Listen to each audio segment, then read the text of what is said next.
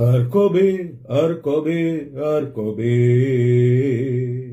চোখ খুলে মন খুলে গান হবে, এই দাবানল ছড়িয়ে পড়ুক স্লোগান ভরা মিছিল চাই, ঘড়ির সময় যাচ্ছে চলে, বিচার দাও সিবিআই। ওই তো ওই যিনি প্রিজন ভ্যানের মধ্যে থেকে চিৎকার করতেন আর পুলিশ প্রিজন ভ্যানটাকে পেটাতো, মুখ্যমন্ত্রীকে সব থেকে বেশি বেনিফিশিয়ার বলেছেন, সেই ভদ্রলোকই আমার মনে হলো। তা গানটা শুনে আমার একটাই প্রতিক্রিয়া, হুক্কাহু হুক্কাহু হুক্কুয়া, হুক্কাহু হুক্কাহু চিল্লে যা। হুক্কাহু ছাড়া কি কি দেশের রত্ন অরিজিৎ সিং শুধু দেশের নয়, বর্তমানে সারা পৃথিবীর 1 নম্বর সিঙ্গার হয়েছেন, তাকে নিয়ে আপনি ব্যঙ্গ করছেন? লজ্জা করে না আপনার? লজ্জা করে না? 3.5 বছর জেল খেটে এসছেন, তারপরেও আবার আপনি এরকম একজন রত্নকে নিয়ে আপনি প্যারোডি করছেন? লজ্জা থাকা উচিত আপনাদের। মুখ্যমন্ত্রী পুলিশ মন্ত্রী মমতা বন্দ্যোপাধ্যায় সম্মান নিয়ে 24 থেকে 48 ঘন্টার মধ্যে পদত্যাগ করে সসম্মানে ওই চেয়ারটা ছেড়ে দিক। ভাতাজীবী কবি যারা আছেন তাদেরকে একটা কবিতা লিখতে বলুন, তারা কবিতা কি লিখবে? আহা ধর্ষণ হয়েছে অমুক গড়ে, আহা খুন হয়েছে অমুক গড়ে, আহা চুরি হয়েছে, বালি হয়েছে, হাতি হয়েছে, সব চুরি হয়ে যাচ্ছে, শেষমেশ এই আরজি করে আমার বোনকে হত্যা হতে হয়েছে এবং সর্বোপরি তাকে রেপড হতে হয়েছে। এখনকার বুদ্ধিজীবীরা তাই শিরদাঁড়াটাকে লুকিয়ে ঘরের কোণে বসে আছে। সেই ভাতাজীবীদের বলবো, আপনাদের শিরদাঁড়াটা সোজা করে এখনো রাস্তায় আসুন, লোকে আপনাদেরকে এখনো ক্ষমা করবে, এর পরে হলে আর ক্ষমা করবে না, আপনারা রাস্তায় বেরোতে পারবেন না, লোকেরা আপনাদের মুখে থুতু দেবে। এই শুধুমাত্র বিনীত গোয়েল আর এই সারদা কাণ্ডে এভিডেন্স ট্যাম্পারিং এ অভিযুক্ত রাজীব কুমারকে দিয়ে এই সরকার আপনারা বেশি দিন চালাতে পারবেন না, এটা বলে দিয়ে গেলাম। আমরা একটাই কথা বলছি, শুনে রাখুন, ওইসব ইউপি বিহার পরে হলে আমরা বাংলায় বাস করি, কথায় কথায় বলেন বাংলা নিয়ে বলো, আমরা বাংলা নিয়েই বলছি। গেরুয়া গাওয়ার জন্য, গেরুয়া গানটা গাওয়ার জন্য অরিজিৎ সিংকে নিয়ে আপনার দল অনেক অপমান করেছিল। একটা কথা বলি, আপনারা নিজেদের যোগ্যতা নিয়ে ভাবুন, মানুষকে আপনারা কুকুর ছাগলের পর্যায়ে নিয়ে গেছেন। সারা পশ্চিমবাংলায় আলোড়ন তৈরি হয়েছে। 2017 সালে একজন নাট্যকার, তিনি নাট্য জগতে চন্দন সেন সব থেকে বড় পুরস্কারটা উনি পেয়েছিলেন, ওনাকে প্রণাম যে আপনি সাহসের সঙ্গে সেই পুরস্কারটাকে আপনি ফিরিয়ে দিয়েছেন এবং এই প্রতিবাদে সামিল হয়েছেন, আপনাকে অনেক প্রণাম। সন্দীপ ঘোষের মুখে এক চোর, কার্যত গালে এক চোর মারলো জনতা, চোর চোর স্লোগান, কি বলবো? চোরকে চোর বলেছে, এটা নিয়ে নতুন কথা কিছু বলার নেই।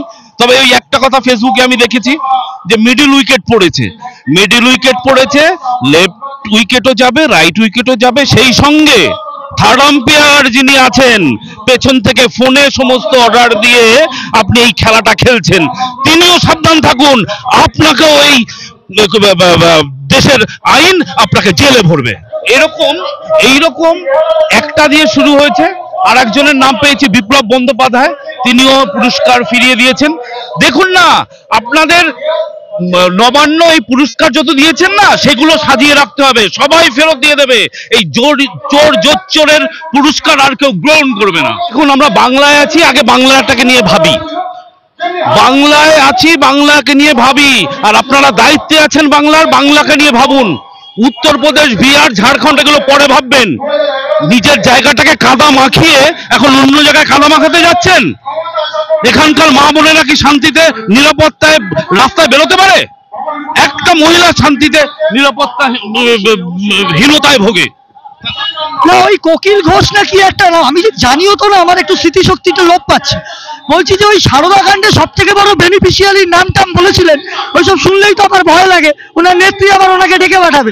ব্যাপারটা হচ্ছে এই যে কনস্পিরেসি, এই রাজ্য সরকার একটা জিনিস চালাচ্ছে, the motivation for supporting the Nexus and racket against the democracy, অর্থাৎ এই নেক্সাস আর র্যাকেটটাকে এই রাজ্যের সরকারের মদতপুষ্ট দুষ্কৃতীরা সমর্থন করছে, আর ওই কোকিল ঘোষ বসে বসে বড় বড় লেকচার মারছে।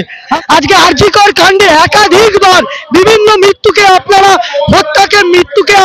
সুইসাইড বলে চালানোর চেষ্টা করেছেন, আপনাদের লজ্জা হওয়া উচিত।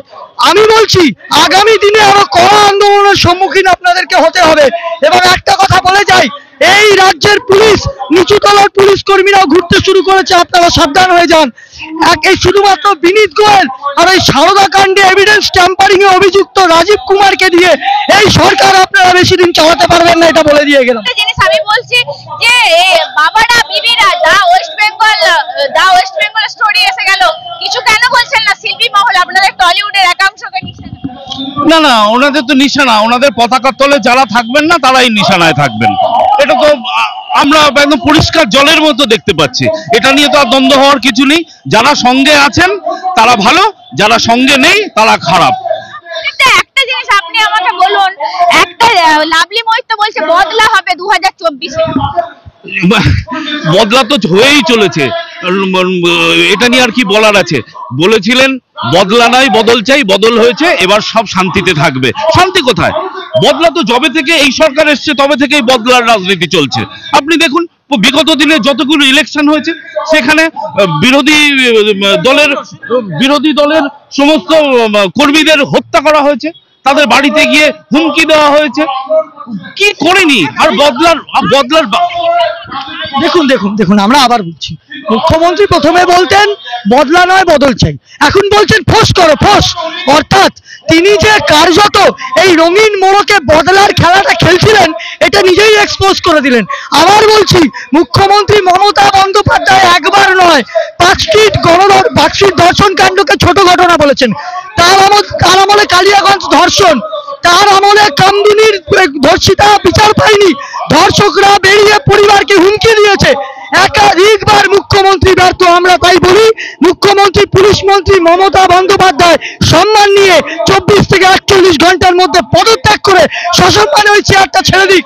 বলবেনই, উনি বলবেন না? ওনার নিজের চেয়ারটা আঁকড়ে রাখার জন্য উনি এই শব্দগুলো ব্যবহার করছেন। শুধু আমি একটা কথা বলে যাই, বাংলার জনগণ জেগে উঠেছে। অভ্যুত্থানের অপেক্ষা। যে পরিমাণ লোক আপনি রাস্তায় দেখেছেন সেটা কিঞ্চিত মাত্র। অপেক্ষা করুন, আর কটা দিন অপেক্ষা করুন। আপনি আরো একটা কথা বলেছেন, দুর্গাপুজো এলে ব্যাপারটা সব ধামাচাপা হয়ে যাবে। কিচ্ছু ধামাচাপা হবে না। আন্দোলন যেটুকু শুরু হয়েছে তার থেকে অনেক বেশি তীব্রতর হবে, অনেক বেশি তীব্রতর হবে। আর যাদেরকে আপনি লোকাবার চেষ্টা করছেন তাদেরকে জেলের ঘানি টানতে হবে। কাঞ্চন মল্লিককে নিয়ে আমি একটা কথাই বলবো, আমি যখন ইন্ডাস্ট্রিতে এসেছিলাম তখন থেকেই আমার কাঞ্চন মল্লিকের সঙ্গে আলাপ। আমি যে কাঞ্চন মল্লিককে চিনতাম, আজকের কাঞ্চন মল্লিক সে মল্লিক নয়, কাঞ্চন মল্লিক নয়। এটা আমার মনে হয় কাঞ্চন মল্লিকের নিজের কথা নয়, এটা কাঞ্চন মল্লিকের দলের কথা, যেটা ওনার মুখ দিয়ে বলানো হয়েছে। যদি তাই না হতো তাহলে দল কাঞ্চনের বিরুদ্ধে একটা কিছু ব্যবস্থা নিত। কোনো ব্যবস্থা নেয়নি তো, তার মানে দল সমর্থন করেছে, কাঞ্চন সেই কথাটা বলেছে। তবুও আমি কাঞ্চন বাবুকে একটা কথা বলতে চাই, যে আপনি যে অপমানটা করলেন সেটা কিন্তু কাম্য নয়। আপনিও একজন শিল্পী, এটা মাথায় রাখা উচিত ছিল। না, নিজের ঘরে যখন হবে তখন বুঝতে পারবেন। আমরা আজকে এই অভয়ার পরিবারটাকে নিজের পরিবার ভাবছি, সারা পশ্চিম বাংলা তথা ভারতবর্ষের মানুষ নিজের পরিবার ভাবছে। আপনাদের ভাবতে অসুবিধা কোথায়? কোথায় অসুবিধা? শুধু ওই আমি আমরা, তুমি তোমরা, আমি আমরা, এই আমি আমরা তুমি তোমরাটা ছেড়ে আগে সবাই পশ্চিম বাংলার বাসী হও, সবাই এক হও, একই ছাতার নিচে এসো, তাহলে দেখবে গণতন্ত্র বেঁচে থাকবে, সুস্থ সমাজ বেঁচে থাকবে। দেখবে কুণাল ঘোষ কদিন আগে একটি ছবিকে কেন্দ্র করে বিতর্ক নিয়ে বিভিন্ন শিল্পীদেরকে নির্দেশ দিয়েছে। আমি মনে করি শিল্পীরা তার যে যার জায়গায় রয়েছে, আমি তাদেরকে শ্রদ্ধা করি।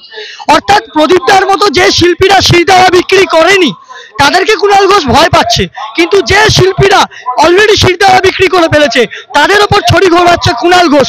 অর্থাৎ আমরা মনে করি বাংলাকে অবিলম্বে কলঙ্ক মুক্ত করতে শিল্পীদেরও প্রতিবাদে গর্জে ওঠা উচিত। এবং এই কুণাল ঘোষ বা কুণাল বাবু বা এই তৃণমূল কংগ্রেসের দলের যে সমস্ত নেতারা শিল্পীদের কন্ট্রোল করার চেষ্টা করছে তাদের বিরুদ্ধে প্রতিবাদ করা উচিত। এবং খুব উল্লেখযোগ্য বিষয় রোজিনা, তুমি দেখবে আমরা বারবার বলছি, যারা বলছে সিবিআই কেন কিছু করছে না, আমরা বলছি সিবিআই এর কাছে মামলা কবে গেছে? তার আগে পুলিশ যে কদিন টাইম পেয়েছিল সন্দীপ ঘোষ অ্যারেস্ট হয়নি কেন?